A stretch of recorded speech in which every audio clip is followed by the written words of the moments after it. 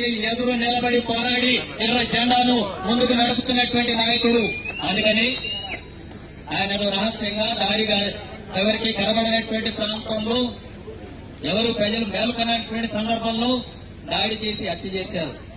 ఒకవేళ ఆయన కొద్దిగా మేలుకొని మీ ముందరలా నడి రోడ్డు మీద ఇలాంటి హత్య జరిగింటే ఈ చేతుల్లో వాళ్ళ కథమై ఉండేవాళ్ళు కాదా?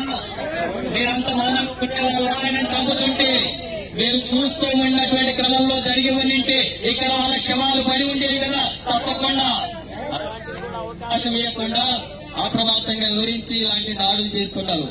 ఇలాంటి దాడులు గోవిందాపురంలో కూడా చేశారు, ఇక్కడ కూడా చేస్తున్నారు.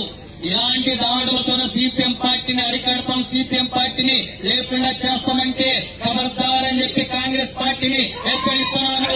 తీవ్రమైనటువంటి ప్రచారణ పద్ధతుల్లో ఆందోళన కార్యక్రమాలకి అదేవిధంగా ప్రతిఘటించేటటువంటి కార్యక్రమాలకి కోరుకోవాల్సి వస్తుందని చెప్పి కూడా హెచ్చరిస్తున్నారు.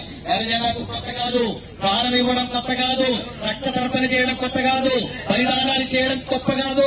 ఏ దానికైనా తెగించి నిలబడేటటువంటి దమ్ము ధైర్యం సిపిఎం పార్టీకి, సిపిఎం పార్టీ నాయకులకి, కార్యకర్తలకు ఉంది.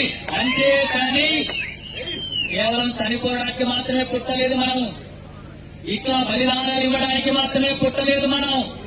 ఇలాంటి పద్ధతులు ఆపకపోతే తీవ్రమైనటువంటి పద్ధతుల్లో ప్రతిఘటనలో కూడా పూనుకునేటటువంటి చరిత్ర ఈ ఎర్ర జెండాకు ఉంది. అది జాగ్రత్త అని చెప్పి హెచ్చరిస్తా ఉన్నాను. ఇప్పటికైనా